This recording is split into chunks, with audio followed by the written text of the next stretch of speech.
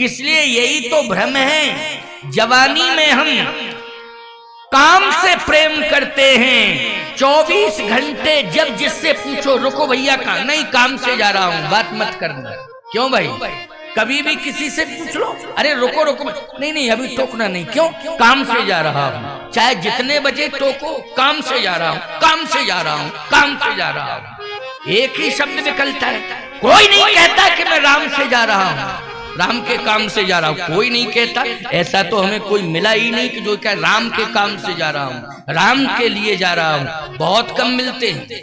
एक दूसरे से जब लोग मिलते हैं तो राम की चर्चा कम होती है।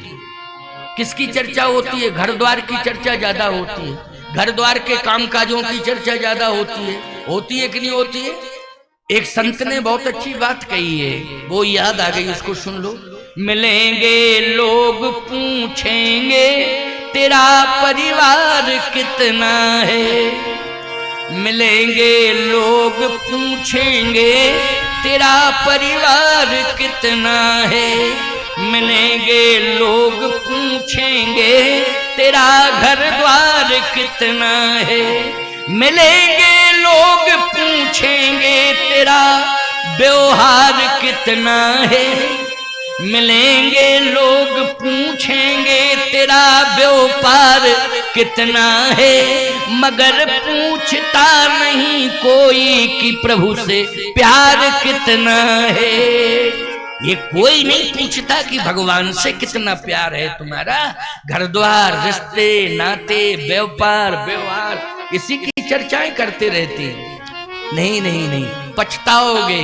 अंत में राम ही साथी होगा, अंत में राम का नाम ही याद आएगा, लेकिन सोचते रह जाओगे अंत राम कहीं आवत नहीं, पछताते रह जाओगे। क्योंकि तुम क्या सामान हो, जन्म जन्म मुनि जतन कराही, अंत राम कहीं आवत नहीं। इसलिए अंत में तो राम का नाम भी नहीं आता, रह जाओगे पछताते। इसलिए जवानी में, बुढ़ापे में, सब में भगवान से ही जुड़े रहो। जवानी में भी भगवान से जुड़ो, ये नहीं कि बुढ़ापे में ही जुड़ना है, जवानी से ही जुड़ो। जब होश आ जाए तब भगवान से जुड़ जाओ प्यारे, है? जब भी होश आए। गर्भ में रहते हो तब तो कहते हो राम राम, और जैसे ही गर्भ से बाहर आए तो काऊ काऊ काऊ काऊ काऊ, जाने कौन सी भाषा बोलने लगते हो, पता ही नहीं चलता है कि कौन सी भाषा बोल रहे हो। गलत कह रहा हूं क्या? बच्चा जब जन्म लेता है उसकी भाषा नहीं पहचान सकते हो क्या बोल रहा है? गर्भ में रहता है तो कहता राम राम राम, कष्ट है, निकालो प्रभु, निकालो प्रभु, राम राम कहता है। क्यों? माँ की आवाज बेटे की आवाज है, बेटे की आवाज माँ की। जब माँ के पीड़ा होती है तो राम राम राम यही कहती है। कहती कि नहीं कहती? आए बाएं साएं बकती रहती, दूसरी कोई तो पगली होगी, वो पगली होगी, कुछ और कहती हो, मैं नहीं जानता हूं क्या क्या कहती, लेकिन कष्ट में तो मुझे लगता है राम राम राम। तो ये आवाज बच्चे की आवाज है, याद रखना, ये गर्भस्थ शिशु की आवाज है, मुझे निकालो निकालो निकालो। लेकिन जब निकल के आता है तो राम को छोड़ के कहाँ जाने क्या क्या नहीं कहने लगता है। देखो इधर से भी आवाज आ गई है, जवाबी चल रहा है वो तो। चलो कोई बात नहीं है, रेल का मार्ग है भाई, रेल मार्ग है तो रेल आएगी जाएगी, ट्रेन आएगी, आना भी चाहिए। और कोलायत जी तो वो स्टेशन था कि ये लास्ट स्टेशन था पहले, इसके आगे ही रेल बढ़ी, क्यों? ट्रेन बढ़ी, पटरी बढ़ी, पहले लास्ट स्टेशन यही था। कपिल मुनि का देखो, गंगा सागर भी कपिल मुनि का आश्रम है, तो गंगा सागर लास्ट ही है कि नहीं?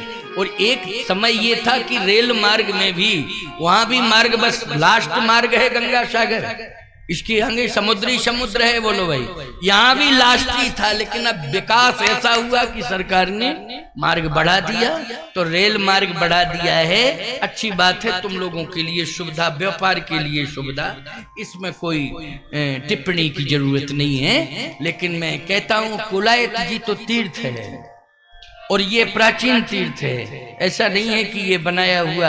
ये तो आबादियां अब बस गई हैं, पहले तो मंदिर और मंदिर ही था, सरोवर था और महात्माओं का निवास था। क्यों भाई, पुराने लोगों से आपने पूछा भी होगा। मेरा तो सन 2014 से आना या 15 से आना हुआ था कुलायत जी। मैं 14, 15 या 16 में आया था, कोरोना काल के पहले आया था, 2-3 बार लगातार आया मैं। फिर इसके बाद कोरोना काल में गैप हुआ तो इस बार आने का अवसर मिला, लेकिन मैंने नाम तो पहले से ही सुना था। स्वामी श्री राम सुखदास जी महाराज अपने प्रवचनों में बाहर इस तीर्थ की चर्चा करते थे, कभी कभी कोलायत जी की चर्चा, कपिल भगवान की चर्चा करते थे। और उनकी वाणी, उनका साहित्य जो है पूरी दुनिया में गया है, गीता प्रेस गोरखपुर के माध्यम से। बोलो गया कि नहीं गया? गीता प्रेस गोरखपुर के माध्यम से पूरी दुनिया में साहित्य गया है पूज्य स्वामी श्री राम सुखदास जी महाराज का। तो और भी संत जो है यहाँ की चर्चा करते थे, श्री कोलायत जी की तीर्थ है ये। तो ये तो महिमा मंडित भूमि है, इसको साधारण नहीं समझना चाहिए। आप लोगों को ये सौभाग्य मिला है कि कपिल भगवान के क्षेत्र में आपका जन्म हुआ है। इस कोलायत जी जैसे धर्म क्षेत्र में आपका जन्म हुआ है, ये आपके कोई पूर्व जन्म के पुण्य हैं, कई जन्मों के पुण्य संकलित हुए हैं, उसके परिणाम स्वरूप आपको इस यहाँ जन्म लेने का अवसर मिला है। समझ रहे हो कि नहीं? ये मत सोचना कि हम ऐसी जगह पर पैदा हो गए हैं जहाँ पानी कम बरसता है। मैं कहता हूं और जगह पानी बरसता है, इस क्षेत्र में कपिल भगवान की कृपा बरसती है। बस यही अनुभव करो, कपिल भगवान की कृपा बरसती है। परेशान मत होना, परेशानी दूर करेंगे कपिल भगवान। साथ ही साथ महात्मा होने के नाते मेरा भी आशीर्वाद है और शुभकामनाएं हैं कि परेशानी नहीं आएगी, भगवान सब कुछ पूरा करेंगे, अन्न की भरपूर व्यवस्था करेंगे ठाकुर जी। ऐसा विश्वास करना, विश्वास करना, ये विश्वास की बात है। तो मैं चर्चा कर रहा था कि तीनों माताएं, राम की जरूरत तो देखो कैकेयी को भी पड़ी। दशरथ जी के प्राण चले गए, पुत्र ने त्याग दिया, भरत ने त्याग दिया, लेकिन पति के प्राण चले गए, पुत्र ने त्याग दिया, लेकिन कैकेयी ने कहा कि अब राम को नहीं त्यागूंगी मैं, राम जहां होगा मैं वहीं जाऊंगी, राम जहां होगा। इसलिए कैकेयी से किसी ने कहा नहीं था कि तुम चलो, साथ में चल दी, साथ में चल दी कैकेयी। और सुनो भैया, वशिष्ठ जी महाराज डायरेक्ट तो नहीं गए राम के साथ, लेकिन भरत के साथ गए। बोलो गए कि नहीं भरत के साथ? और सुनो, जितने अयोध्या वासी थे, अबाल वृद्ध नर नारी छोटे बच्चे तक, वो सब भी कहने लगे जहां राम जी होंगे हम वहीं जाएंगे, हम भी अयोध्या में नहीं रहेंगे, ये अयोध्या हम छोड़ रहे हैं, जहां राम होंगे वहीं जाएंगे। प्यारे छोटे छोटे बच्चे भी चल दिए, स्वयं वशिष्ठ जी महाराज, अयोध्या के नर नारी सभी चल रहे हैं। कहां? जहां राम है वहां। सिंहासन महत्वपूर्ण है कि राम बोलो। खजाना भी छोड़ दिया, खजाने से भी प्रेम नहीं है, प्रेम किससे है? राम से प्रेम है। बड़े बड़े भवन थे अयोध्या में, उनका भी त्याग कर दिया, नहीं रहेंगे हम, जहां राम होंगे वहीं रहेंगे, वहीं जाएंगे। ईमानदारी के साथ बताओ, यही भावना होनी चाहिए कि नहीं होनी चाहिए? लेकिन ये सारे के सारे अयोध्यावासी जो तमसा के तट पर छूट गए थे, वो सब भरत के साथ राम को प्राप्त करने के लिए जा रहे हैं। यात्रा का क्रम देखें कितना सुंदर है। जैसे ही चलने लगे तो एक नौजवान खड़ा हो गया, नौजवान, नौयुवक। उसने कहा कि मेरा एक इरादा है भरत जी महाराज, आप सुन लीजिए। भरत जी ने कहा सुनाओ, क्या इरादा है बोलो। उसने कहा मेरा इरादा यह है कि जरैसु संपत्ति सदन सुख सुहृद मां पितु भाई, ये संपत्ति बाधक बन गई है, इसी संपत्ति के कारण प्रभु राम को बन जाना पड़ा, तो इस संपत्ति को पहले जला दिया जाए। ये नौयुवक की आवाज, संपत्ति में आग लगाओ, पहले जलाओ इसको। भरत जी ने कहा संपत्ति में आग लगाना चाहते हो तो तुम्हारी है संपत्ति क्या?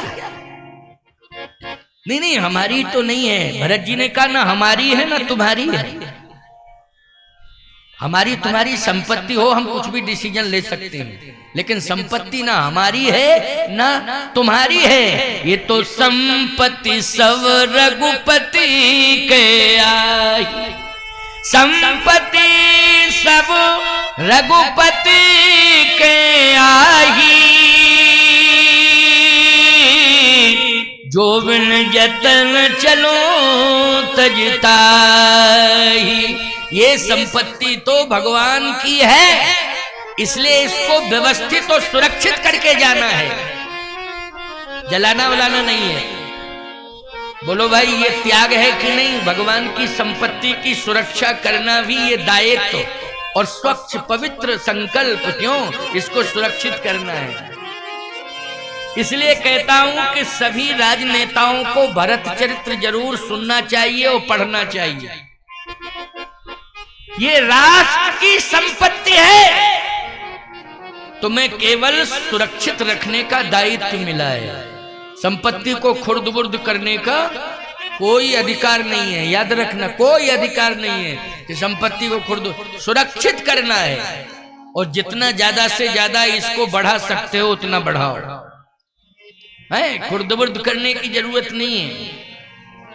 सबसे बड़ा नुकसान तो ये हो गया कि हमारे यहाँ विकास के चक्कर में हजारों नहीं, लाखों नहीं, करोड़ों वृक्ष कट गए करोड़ों वृक्ष विकास के नाम पर। सड़कें जरूर चौड़ी हो गई, लेकिन जिन सड़कों पर पुराने पुराने वृक्ष थे, बोलो अब लगाए जा रहे हैं, लेकिन समय कितना लगेगा उनको बड़ा करने में, सोचिए। विकास तो होना चाहिए था, मैं विरोधी नहीं हूं, लेकिन वृक्षों की रक्षा कैसे हो सकती थी, इसके लिए प्रयत्न तो कुछ करना चाहिए था। लेकिन कहते चौड़ा कैसे होगा, जब बीच में पेड़ आ रहा है तो उसको स्वामी जी चौड़ा कैसे कर सकते हैं? चौड़ा करने के पहले साइडों में जहां तक आपको सड़क ले जानी थी, योजना बनाने के 10 साल पहले से वृक्षारोपण करना शुरू करना चाहिए था। बोलो भाई गलत कह रहा हूं क्या? जैसे हम इस मकान को गिराना चाहते हैं, ठीक है ना, लेकिन इसके पहले हम मकान बनाएंगे, दूसरा बना के तैयार कर देंगे, तब तो सामान शिफ्ट करेंगे वहां, कि पहले इसको गिरा दें फिर बनावे बाद में, और खुले आसमान में हम बैठे रहे। इंतजाम ये होना चाहिए था, लेकिन चूंकि हड़बड़ाहट रहती नेताओं के जीवन, अगला चुनाव आने वाला है, कहीं वोट न खिसक जाए, इसलिए जल्दी से जल्दी सड़कें चौड़ी कर दो, ये कर दो, वो कर दो, ये विकास, हड़बड़ाहट घबराहट। समझ रहे हो कि नहीं? इसलिए हड़बड़ाहट में गुणवत्ता भी समाप्त होती जा रही है। किसी भी विकास में गुणवत्ता खरी खरी नहीं उतर रही है। बोलो भाई, कोई भी विकास हो रहा हो, समझ गए हो कि नहीं? इसलिए भैया इस दुनिया से सबको जाना है, सावधान हो जाओ। भारत माता के सपूत हो तुम, इतनी मजबूती के साथ कार्य करना है कि राष्ट्र की संपत्ति सुरक्षित भी रहे और हमारा राष्ट्र हरा भरा भी प्रतीत हो, ऐसी व्यवस्था हमें करनी है। इसलिए सबसे ज्यादा वृक्ष लगाए जाने चाहिए। संकल्प लो, वृक्षारोपण प्राइवेट तौर पर आप लोग भी शुरू कर सकते हो, ये सरकार की आशा मत किया करो। ये तो सामान्य लोग भी, समाज के लोग भी वृक्षारोपण कर सकते हैं, और रोपण के साथ साथ उनका पोषण भी हो, इसके लिए जल आदि की व्यवस्था करना, उनको सुरक्षित रखना, इसका भी हमारा परम दायित्व है। हमारे कामदगिरि पीठ से 1.25 लाख वृक्षारोपण हो चुका है अभी ट्रस्ट के द्वारा। मेरा जो कामदगिरि ट्रस्ट है, 1.25 लाख वृक्ष लग चुके हैं। उत्तर प्रदेश सरकार और केंद्र सरकार ने सर्वे करा करके प्रमाण पत्र दिया है, सर्वे करा के प्रमाण पत्र दिया है। हमारी तो प्राइवेट संस्था है कामदगिरि ट्रस्ट, ये प्राइवेट है, लेकिन सर्वे करा करके सरकार को प्रमाण पत्र देना पड़ा। हर गांव में हमारे ट्रस्ट के लोग जाते हैं, साधन जाता है, गाड़ियां जाती हैं, वृक्ष लेके जाते हैं, पौधे लेके रोपण करते हैं, पालन पोषण के लिए गांव की बैठक लेते हैं, उनको दायित्व देते हैं और किस तरह से जल की व्यवस्था की जा सकती है वो सारा ध्यान रखा जाता है। समय समय पर दूरभाष से बातें भी करते हैं। तो बहुत से पेड़ पौधे परिपालित हो गए हैं, हरे भरे हैं और अपना विशाल रूप धारण करने जा रहे हैं। ये परंपरा चल रही है। ये किसके लिए कर रहा हूं, बोलो ईमानदारी से। ये साधु संतों का कार्य केवल मात्र भजन करना ही नहीं है, बल्कि साधु संतों का कार्य ये भी है कि हम भजन तो करें ही, उपासना करें, ध्यान धारणा करें, लेकिन हमारी ये भी धारणा होना चाहिए कि हमारे समाज को, राष्ट्र को स्वच्छ पर्यावरण मिलता रहे, जिससे स्वास्थ्य प्रभावित ना हो। क्या? स्वास्थ्य प्रभावित ना हो। आज पर्यावरण के प्रभाव से ही, अभाव से ही स्वास्थ्य प्रभावित हो रहे हैं ना। इसलिए पूर्ण प्रभाव में अगर पर्यावरण होगा तो स्वास्थ्य हमारा प्रभावित नहीं होगा, रोग प्रतिरोधक क्षमता हमारे अंदर रहेगी। किसके कारण? ऑक्सीजन के कारण। ऑक्सीजन का सबसे बड़ा साधन क्या है? वृक्ष हैं। बोलो है कि नहीं? ये कृत्रिम ऑक्सीजन है, सिलेंडर लगा दिया, बोले ये कृत्रिम ऑक्सीजन है। याद रखना, वास्तविक ऑक्सीजन क्या है? वास्तविक ऑक्सीजन वृक्ष हैं, जिसमें पीपल और बरगद, कहना ही क्या, पीपल में तो सबसे ज्यादा ऊर्जा है, सबसे ज्यादा ऑक्सीजन है, और अभाव सबसे ज्यादा पीपल का ही हो रहा है। तो आइए सुनिए जरा, एक आश्रम में तो 108 पीपल एक ही जगह पर लगाए गए हैं, सुतीक्षण आश्रम में, चित्रकूट में, और इतने विशाल हो गए हैं वो पीपल कि देख करके आश्चर्य करोगे यार। 108 पीपल एक ही जगह, एक आश्रम में, सुतीक्षण आश्रम। महात्मा को मैं प्रणाम करता हूं, श्री सुतीक्षण दास जी महाराज को, त्रिवेणी दास जी महाराज को, कि उन्होंने इतने सुंदर पेड़ लगवाए पीपल के, प्रेरणा देकर कि आज बड़े बड़े पीपल के वृक्ष हो गए, बहुत सुंदर लगते हैं। सुतीक्षण आश्रम चित्रकूट धाम में, इसलिए आज मंच पर मैं चर्चा भी कर रहा हूँ। देखो अच्छा कार्य महात्मा ने किया तो स्मरण किया कि नहीं किया, मैंने नाम लिया कि नहीं लिया। और बीकानेर जिले में कोलायत जी तीर्थ में, कपिल भगवान के तीर्थ में मैं इस बात को कह रहा हूँ, कार्य अच्छा किया है तभी तो स्मरण हो आया। इसलिए कार्य कोई भी अच्छा करेगा, याद रखना, महात्मा ही स्मरण नहीं करेगा, परमात्मा भी स्मरण करेगा। काम अच्छा करना चाहिए, प्रदर्शन नहीं होना चाहिए, दर्शन होना चाहिए। भरत जी ने कहा कि नहीं नहीं, संपत्ति को जलाना नहीं है, बिगाड़ना नहीं है, संपत्ति हमारी नहीं है, तुम्हारी नहीं है, संपत्ति सब रघुपति के आही, जो बिन जतन चलो तजताही। तो कहा सब चले जाएंगे तो अयोध्या में कोई डकैती डाल देगा, क्योंकि कोई रहेगा ही नहीं। भरत जी ने कहा ऐसे कैसे? ऐसे सेवकों को हम चयनित कर रहे हैं कि जो पूरी अयोध्या की सुरक्षा करेंगे। भरत जी ने बुलाया, अस विचार सुचि सेवक बोले, ओ जे सपने हूं निज धर्म डोले, कहे निज मरम धर्म सब भाखा, जो जहीं लायक सो तहीं राखा। पवित्र सेवकों को बुलाया और कहा कि इस संपत्ति को संभालना। तो उन्होंने कहा कि राम जी का दर्शन, राम जी का दर्शन का याद रखना, राम जी के दर्शन करने से ज्यादा